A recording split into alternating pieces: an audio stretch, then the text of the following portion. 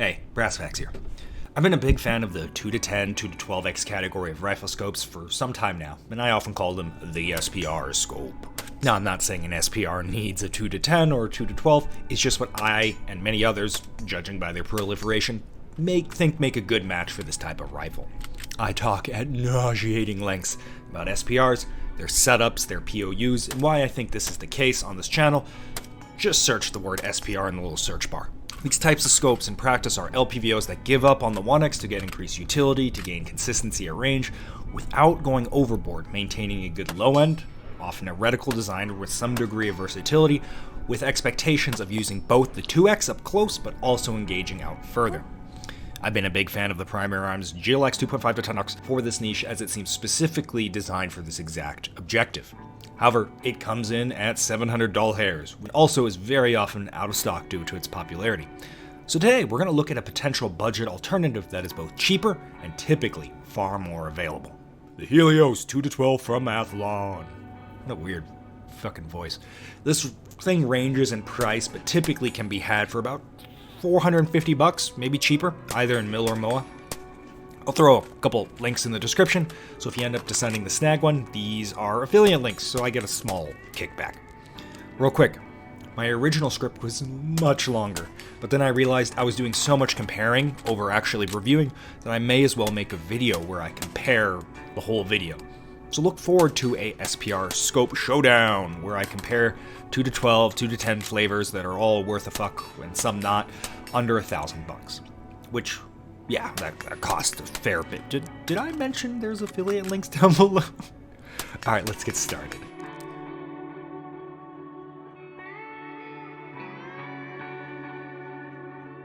This scope ticks a lot of boxes out of the gate. 2 to 12, a lower low end than most, and a higher high, which sounds like an old person retirement home. Welcome to the Athlon. Lower lows and higher high. I don't know why we're doing voices in this one. We have a nice old 42mm objective that, even at 12x, means we still have 3.5 inches of exit pupil. That's the left, right, up, down for the eye box. And we have 3.6 inches of eye relief, which is on the average-ish range of things. The only downside is that the forward and back of the eye box is a tad tight when at max magnification, which, meh. We see all the desired features here: locking turrets, the typical lift up to unlock we so often see in this type of scope, and it ranges 10 mils per rotation. The turrets themselves are certainly usable, but I find the detent is simultaneously a bit weak, but also somehow too much. When you dial, you'll find yourself kind of juddering during rotations, going several clicks, stalling, and then getting going again. It's not really a smooth rotation, and often I'll find myself spinning past where I want to go and then having to dial back. They're distinct, not mushy, but not really my cup of tea, and I prefer basically all other turrets in this category. We also have our parallax adjust, which I believe is mandatory for this type of scope. I'm not sure if it's my fucked up eyeballs, which I do indeed own a pair of fucked up eyeballs, but I'm pretty sure the parallax on this thing doesn't really line up with the numbers on the side. I just ignore it and simply spin till the image is in focus. Illumination, of course, is the typical low light only, not daylight visible type of illumination with the battery life of a gnat. A couple minor things to consider before getting into the meat of the review. The meat. Why did I enunciate like that? Meat. The turret is very tall on this thing, so much so that you might as well kiss mounting a 12 o'clock piggyback red dot goodbye. You can do it, but you're going to be peeping through like the top 1/4 of your red dot viewport. Much better just to mount it slightly offset or entirely offset.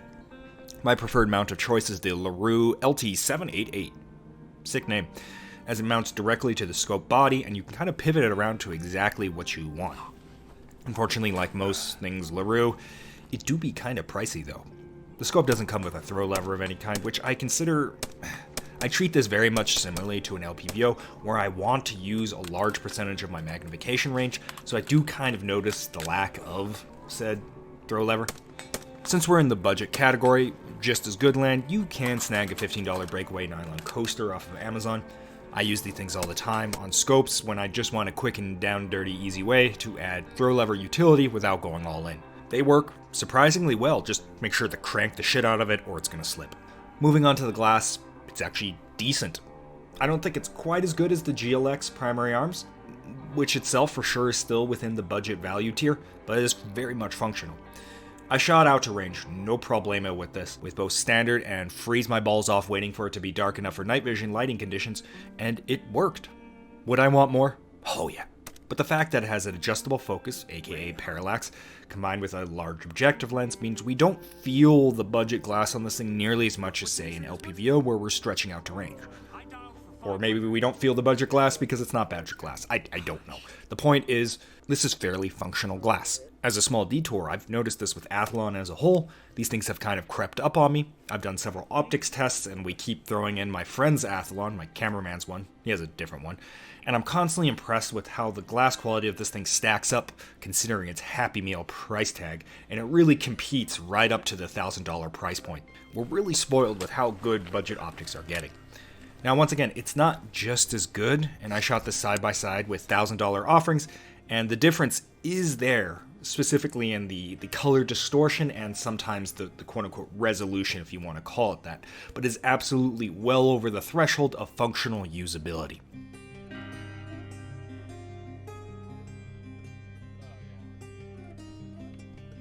The reticle. The reticle really influences how an optic feels to you. So, how is it? Well, honestly, reticles are the epitome of opinion, so understand that I shoot a specific way, so I want a specific type of reticle that appeals to that. I'll try to cover several use cases, but to be frank, if you've done any long-range type of shooting, you can just look at the image on the website and be like, oh yeah, I like that, or that's not my thing. For me, starting with the 2X, you have strong stadia lines that lead to the center point, but they don't quite pull it off and they cut out really early in my opinion, and I find the center aiming point is distinctly lacking. And the actual point of aim can get lost in the sauce of complex backgrounds under recoil, you name it. The little horseshoe does a lot to mitigate this issue compared to competitors like the 2-12X Swamp Fox, which suffers from a lot of these similar issues. Once again, high contrast variable backgrounds under recoil. Both are seriously falling behind the 2-10X primary arms in terms of low mag usability in my opinion. Now you could say the inclusion of a red dot may mitigate some of this. If you don't plan on using the 2X on the scope a good percentage of the time, well, it defeats the entire point of this setup, and you should run a 3x9 or 4-16. No problems with those, and the former is usually significantly lighter, and the latter has way more magnification. However, as we crank up through the range, obviously the hyper minimalist reticle on the 2X is appreciated at max magnification, as we simply have way less clutter. Now, you could argue the tiny 2X means we get a better 12X, but that's the lazy way of doing things. You can absolutely get a good, bold 2X and a functional 12X. We've seen this a lot. Remember, it's a 6X zoom factor, plenty of LPVOs pull it off just fine, and they have to do way more work for it. At the max magnification, I really think the Helios shines over the competition, reticle-wise. We have a Christmas tree reticle, but it doesn't imitate the standard of the horse or tremor style reticles, which honestly are information vomit overload for a 12X, 5.56 or 308 style scope for under like 800 yards. I find this reticle design is a good balance of information. I don't need half mil holds for a gun that realistically tops out at 600 yards. Now, I ranged it out much further, but even then, I didn't really feel like that was necessary. We get a really good balance of information, but also open space, so we can see our misses, but also do things like observation and staying in the scope and looking at things for extended periods of times without constantly having to try to look around an overly busy reticle. Specifically when dialing, I actually really like the center aiming point here and prefer it over even the GLX, primary arms GLX, and it works very well out to distance. You can see all around your center aiming point, and it allows for easy self-spotting and corrections. I think the dot could be a hair smaller or maybe translucent, but it's certainly better than other options on the market in my opinion. Typically out at distance, past 500 yards, or if the wind is being a particular asshole that day, I'll transition -2 via my hold, so I'm using the top of the Christmas tree, and I can do corrections a little easier. My biggest gripe is that font size, for the lack of a better terms, is about 2 points too big, right? This thing could really use a slight diet and be a hair smaller. And if it was, oh, chef's kiss. If you're the hold-only type of person, as in you don't use the turrets, you just hold, I think this reticle is actually really good. As mentioned, there's a lot more breathability and openness of this turret, and each hold is far more distinct. But we don't really necessarily miss the half hold marks or even the 1/4 hold marks because we're really not pushing out to the range where those really come into play, where the target is small enough that these matter. Maybe my brain, it just sucks, but I feel like staying on my specific dot in this mess is somewhat tricky. You get a little ranging feature down here, which by no means is minor, and very much appreciated on a fighting rifle-oriented scope. Anyways, that is already that. I think this is probably my go-to cheapest recommendation for an SPR style scope. You get acceptable glass, acceptable interface, really good reticle design, and a price tag that used to be Amazon Mystery Meat scope tier. To address some of the comments, yeah, I'll have a comparison between this and all other scopes as mentioned. Specifically, I imagine there's going to be a fair number of comments saying, why not Swamp Fox? And I think the Swamp Fox Kentucky whatever the fuck is a really respectable scope that comes in at a similar price point with very similar glass.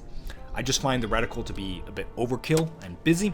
The turrets only dial 5 mils per rotation, which is but outside of that, it has very similar performance to this here Helios. It has some really nice features that the Helios doesn't. But you know, I had to pick one, and I think for most people, overall, this is a slightly better package when dabbling into long range and SPR usage.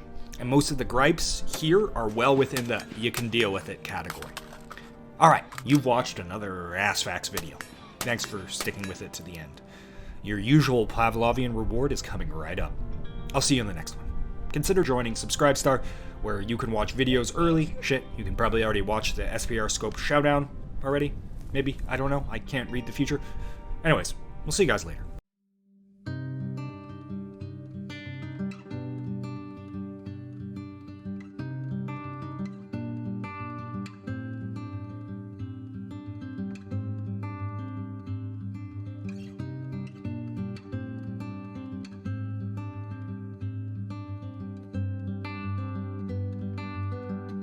Dude, that's a long lad.